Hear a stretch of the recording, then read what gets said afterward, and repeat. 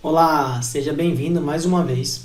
No vídeo de hoje falaremos aí sobre o OpenAPI ou Swagger, tá? Como que a gente pode gerar uma documentação interativa das nossas APIs utilizando nosso bom e querido Next Web Framework. Então, roda lá a vinheta.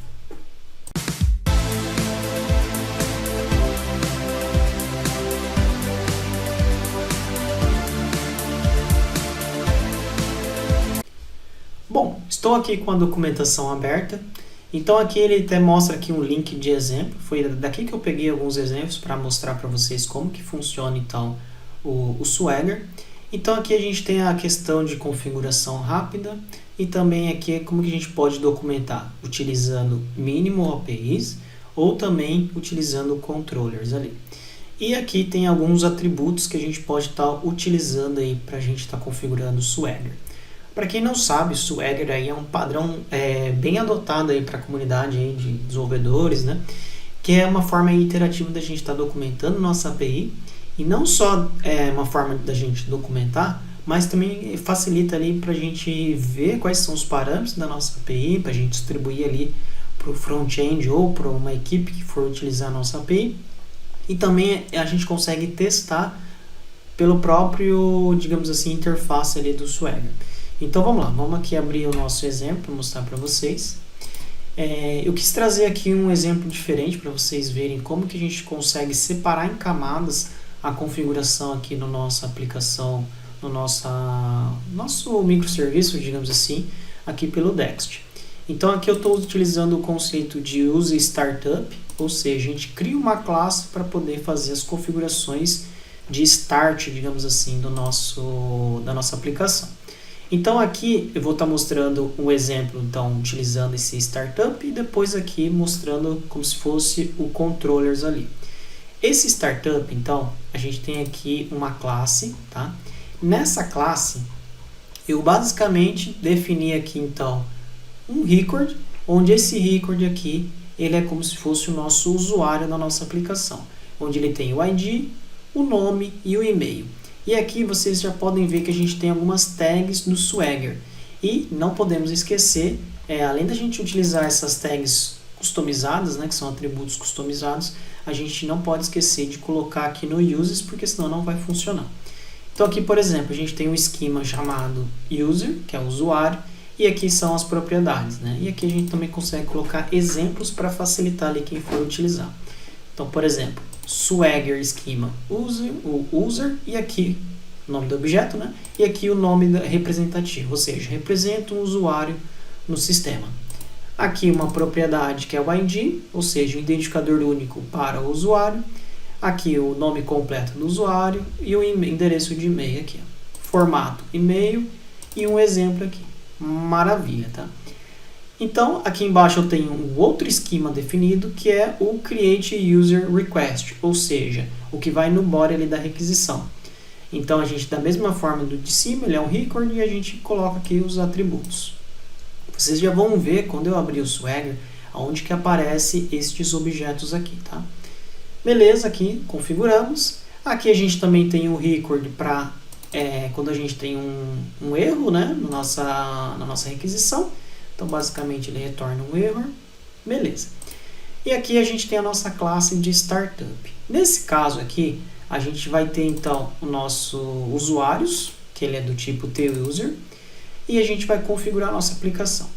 Quando a gente configura, então, ou seja, quando esse conceito do startup ele inicializa, ele cai nesse configure services, onde ele vai inicializar alguns exemplos aqui de informações para o usuário.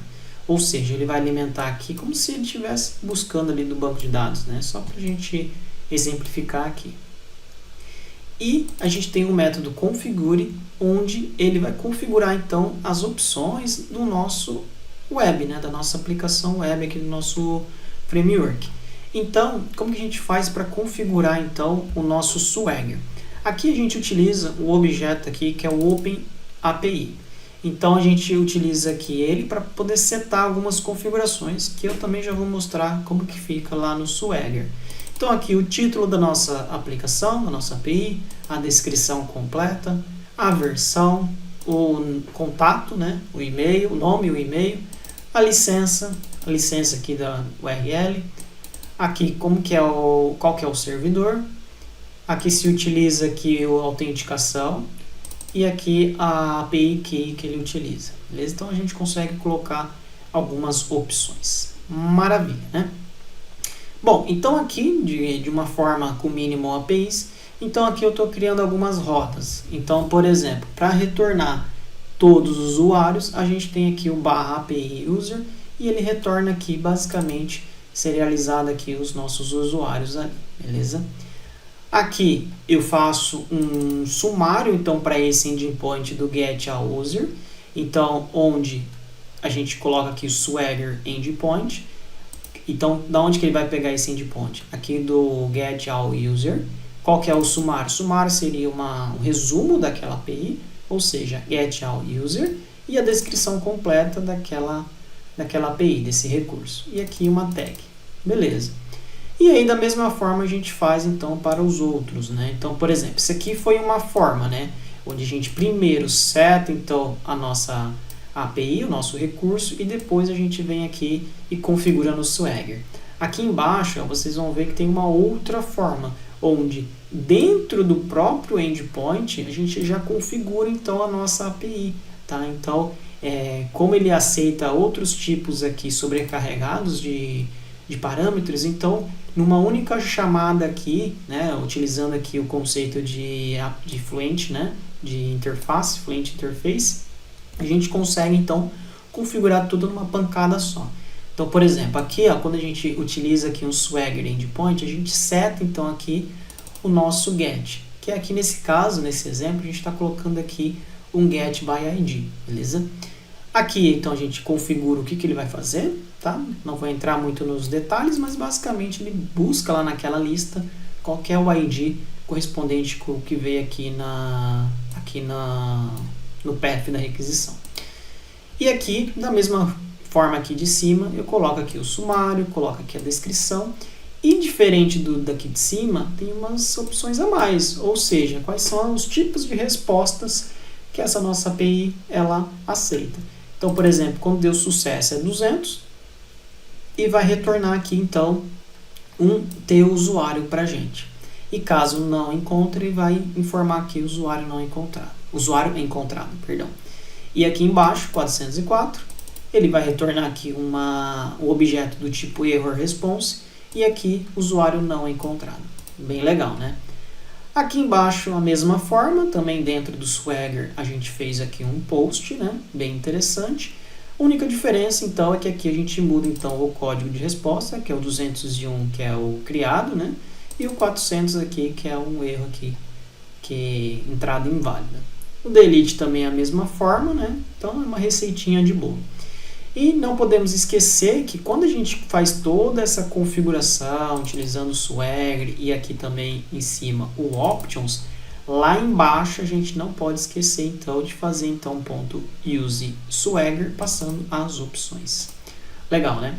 Então vamos lá ver na prática como que funciona então essa questão aqui do Swagger. Então aqui eu vou estar rodando a nossa aplicação. Beleza. Ele já mostra aqui que está configurando e a gente já consegue acessar o nosso Swagger. Como que a gente acessa o nosso Swagger? Basicamente pela rota /Swagger. Ele vai carregar aqui para a gente. Para quem nunca viu ou nunca teve a experiência de trabalhar com Swagger, este aqui é o camarada que a gente consegue disponibilizar. Ele é um arquivo, tá? Num padrão ali do OpenAPI, a gente consegue disponibilizar e deixar público no teu servidor, onde você for hospedar, e a gente consegue aí disponibilizar a documentação para quem for utilizar neste caso, né? E ele é bem conceituado esse padrão, tá? Então neste caso, ó, todas aquelas informações que a gente preencheu nas opções, ó, ele mostra aqui, né, o sumário, aqui a descrição completa, né, os termos e tudo mais, e aqui embaixo ó, ele mostra quais são as APIs, né, os recursos. Então, por exemplo, ele mostrou os nossos usuários e aqui embaixo ó, os esquemas que a gente definiu lá nos type, na nossa unit, né?